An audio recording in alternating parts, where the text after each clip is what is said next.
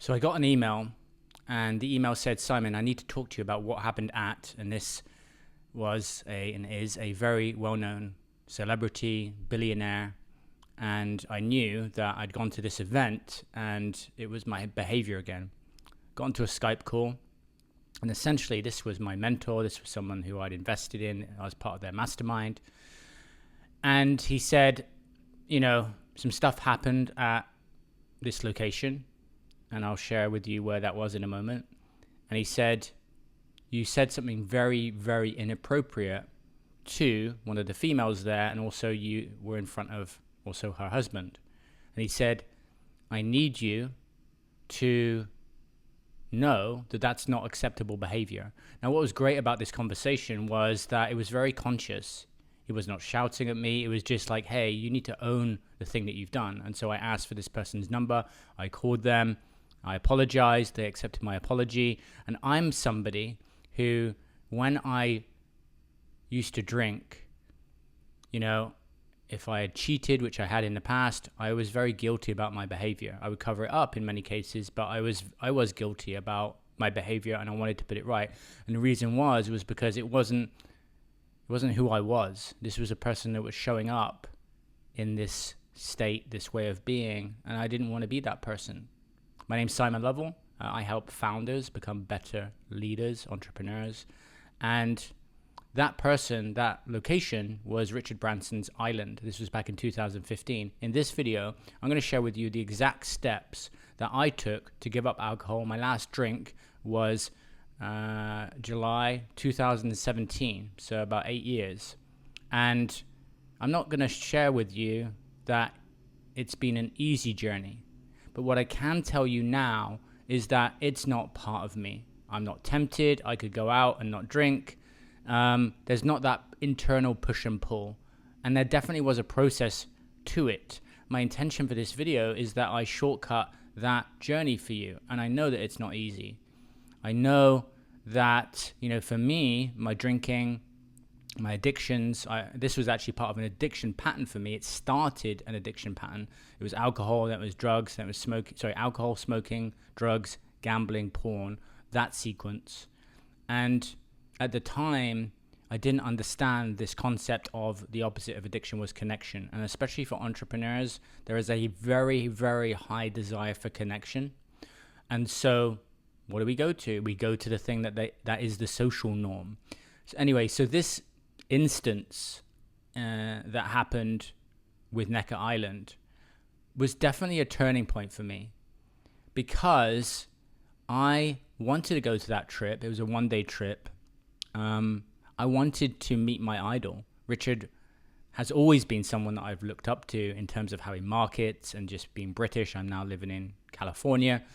But, I was upset at myself because I wanted to learn. And during that time when I was out of my head and I can remember just lying on a beanbag out of it, I didn't get to learn and be there. I was there to learn from my mentor. Now, there was a good point of that trip. I was running around the beach with him. We were chatting. Then in the afternoon, I just started to drink. Actually, Richard doesn't drink, but the alcohol was there. So let's dive into the specific steps that I took and how long it took and what I think is actionable for you to take so that you can kind of be rid of this if you don't want it to be part of your life anymore. Now, for me personally, I don't even like the taste of alcohol. Maybe a cider, right? But generally, like Stella was a drink for me. I don't remember. I didn't like the taste of Stella. Vodka, not really. And my drinking started back when I was working on video games magazines at the age of 16. And so it was very normal for people to get breaks for cigarette breaks in the 11 o'clock and 3 o'clock. But then in that industry, you have a lot of PR people that are coming out and taking you out. They want to get you drunk. They want good reviews for their video games. And so that was my life. It was just kind of developed as a habit from very early on. And so then it just got worse and worse. And then my other addictions started when I was a personal trainer and drugs and stuff like that. So anyway, 2015, that event happened. And then I was meditating a little bit, but it was more reacting to being stressed, but I wasn't really, doing it for my own personal growth. And so I really started my journey on personal development. But what happened was, as I was on that journey, that spiritual journey, I actually learned about ayahuasca, which is a plant medicine. And I ended up going into the jungle to do that medicine.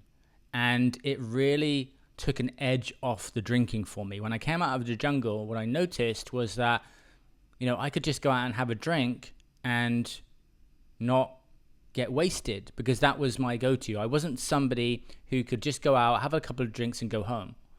Once that ego got activated in me, I would go out and then that cycle would start. Sometimes I would party from Friday night all the way through to Sunday morning without any sleep, of course, with drugs too.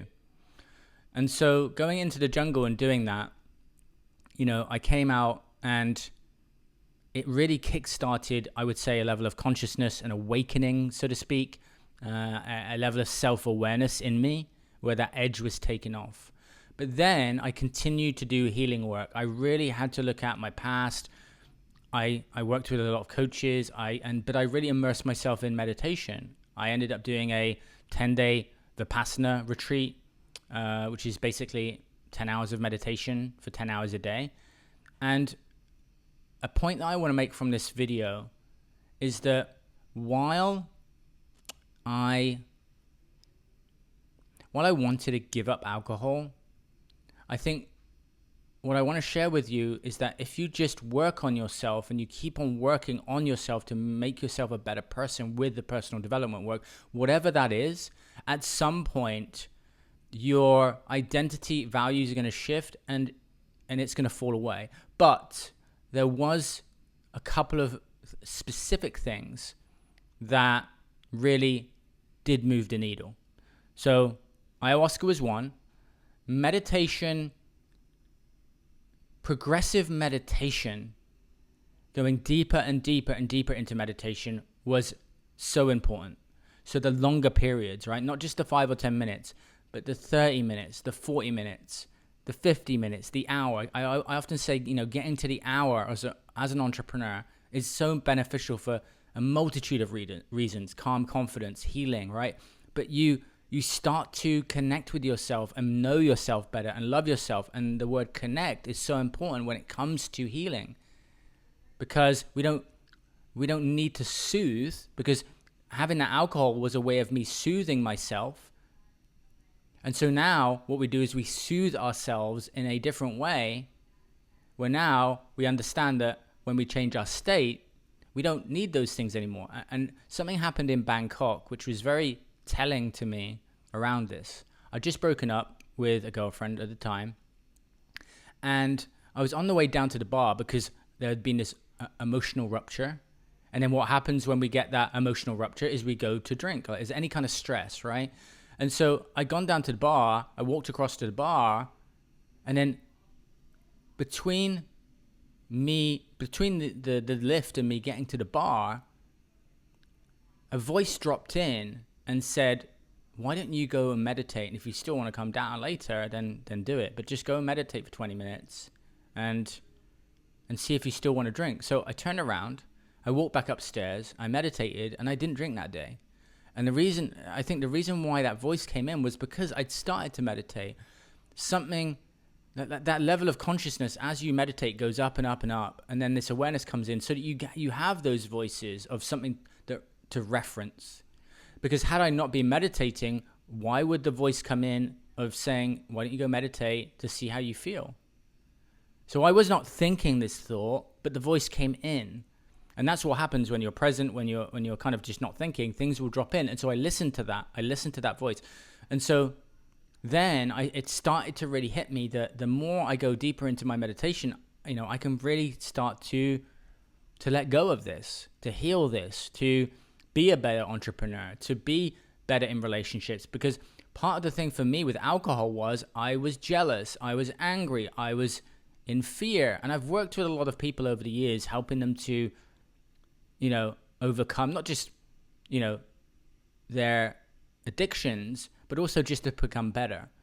And when you do that work and you do it consistently, you start to wake up something inside of you. And so that's when I started to do like Joe Dispenza's meditation. I also started to then, as I started to help people, record my own meditations to help people, because I realized that it's not just about one meditation, one thing, but it's also about the words that you say in order to heal and connect with yourself. So going over it again, ayahuasca was a big one. Obviously, I understand a lot of people are going to do that. And so I truly do believe there's a couple of other things that will work if you don't want to go into the jungle and do that. So then the deeper meditations. Then there was also authentic connection. I wrote a book called The Black Borders Anybody Else Have a Secret, and it's essentially about me releasing my shame and my guilt around events and things from the past. And so going and having an environment where you can openly talk about what's true for you is very healing and very cathartic. But there was a moment, and I think the most important was the moment directly before when I had my last drink. And so this is what happened. I had said to my roommate at the time, listen, I notice a pattern within myself. I notice that when I get asked to go to events, I use two excuses. I'm too tired or I'm too busy. And I wanted to go and connect with people, but I had a lot of social anxiety. And so I said to my roommate at the time, like, call me out on that. So she called me out on it. And so I went to this party. Now, this group of people, you know, in my older days, it used to be full of like cocaine and all this other stuff. But these, you know, I'd evolved through that. So this party was, you know, very chill, drinking, yes. But it was more of a conscious group, I would say. Where it's just lighter. But I still had anxiety. And my pattern was I would be anxious going to an event so I wouldn't feel like myself. And then when I got there, I would drink. And then I would get tipsy and then drunk. And so then I wouldn't feel like myself. So I woke up the next morning from this event and I was in bed. And then suddenly it clicked, and I was like, I want people to get to know the real Simon. But if I go anxious, and then when I get there I drink and I'm anxious, alcohol is the thing that's stopping me from people connecting with the real Simon. And it was literally in that moment when I had that realization that I was like, I don't want to drink anymore. And I didn't drink after that point. And as there was a period where after that, there was the push and pull, right? Of I want it, but you know I'm going to say no, and it's an internal battle. But I kept on meditating, I kept on saying no, and the longer that you do that, you know, every thought that you have turns into a belief system, and then that belief system becomes your new identity.